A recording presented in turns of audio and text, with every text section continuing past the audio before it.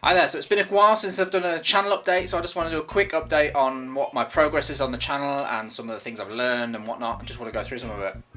So I've actually been away I haven't filmed a video. I know there's been videos posted on my channel, but I haven't filmed a video in 3 weeks. This is the first video I'm going to be filming. As you can see, I need a shave. But anyway, my channel's been doing really well, even though I've not been there over the last 3 weeks. I've now got 285 subscribers about that, and I've posted about 20 videos. So I'm doing really well, in my opinion, based on what time I have and whatnot to put into this. I think I'm doing quite well. I've also been experimenting with video styles and thinking of different ways that I want to edit my videos, because I'm still very early in this whole YouTube thing and I don't quite know yet how I want my videos to look. I don't quite know yet how I want my page to look and all that, so I've been experimenting with thumbnails, and you'll see there was some different fonts being used, and you will notice as well I used a different editing style on the Easter Bunny that I did and the keepsake box that I did for my nephew. So what do you think to those? Just let me know in the comments section down below what you think to them kinds of editing styles, and are they good? Are they bad? One of the videos that did really well was my chisel sharpening video.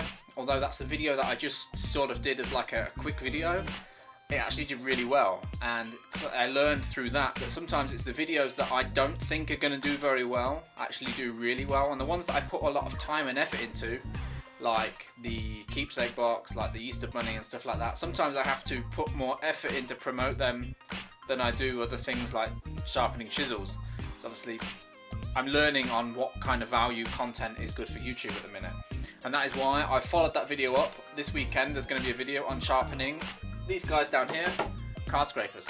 I've also noticed that a lot of my CNC videos do quite well, and I've noticed as well that lots of people message me asking for help on setting up a CNC and how to do some of the works processes that you need to get into doing. So that will probably be a video that I will do in the future, how to go from making a design to actually cutting the part, or one video where you go through the whole process. Now I obviously set myself a couple of goals this year, and the two main goals that I set was to have a workshop where I can do a lot of this woodworking stuff that I want to do, and the second goal is to build a clock.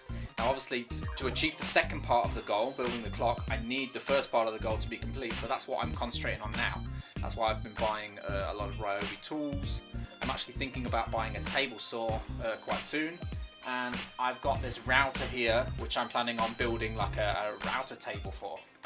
Just a quick question about the table saw, maybe you guys know, I'm thinking about buying a Bosch GTS 10XC. Now that's quite a cheap, I wouldn't say it's a cheap saw, but it's one of the lower price range saws. It costs here about 800 euros. I know you can go much higher than that, and you can go much lower than that as well, but I think it's a good saw that I can use to actually precisely cut material. Because I noticed when I was making the keepsake box, this time that the saw that I've got is just not up to scratch. When I need to cut fine woodwork, it's just not down to the job. So any advice on table saws that you've got, or what you would advise me to get, post in the comment section down below. I'd really appreciate it. I think we've achieved a lot since my last update. I've got a load more videos that have been published now. I've actually made some proper woodworking projects since then. I've got the bandsaw that's now up and working. I've got a load of tools on my tools wall behind me. I've got a few more tools. I've got the jigsaw, which has now been used a couple of times. And I'm also thinking about getting the Ryobi hand router. It's just like a handheld router, and that's battery operated too, so that's great. And again, same as last time and same as every time on all of my videos, thank you for watching. Just watching my videos helps me out, but if you could like the video and even share it, it helps me out a ton, so thanks for that. And I'll see you soon.